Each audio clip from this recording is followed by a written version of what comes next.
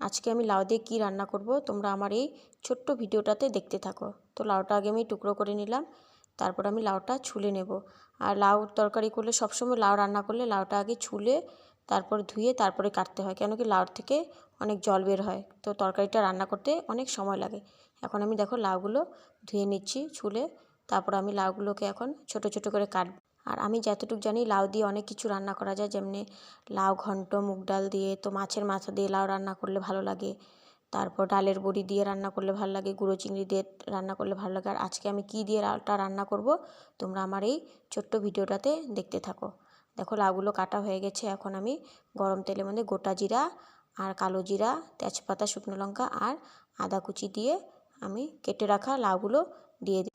লাউগুলো দিয়ে তারপরে হলদি পাউডার, নুন আর অল্প জিরা গুঁড়ো দিয়ে আর কাঁচা লঙ্কা দিয়ে নাড়াবো কিছুক্ষণ। আর আমি যতটুকু শিখেছি রেসিপি, মানে যা রান্না করতে জানি আমার মার থেকে শিখেছি, তো মা যেভাবে করতো দেখতাম সেটাই করি।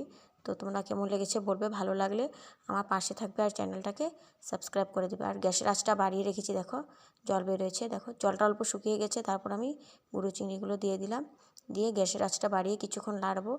লাড়ালে তারপরে অল্প কমিয়ে কমিয়ে রাখবে। তারপর আমি এখন দেখো আমার জল শুকিয়ে গেছে, এখন দেখো রেডি প্রায়।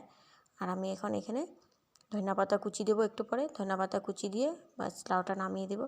আর তোমরা চাইলে কেউ একটু চিনিও দিতে পারো, কেউ অল্প চিনি দিলে পছন্দ করে, তো তোমরা একটু চাইলে চিনি দিবে অল্প সামান্য। দেখো আমার লাউ ঘন্ট রেডি, পাশে থেকো, বাই বাই।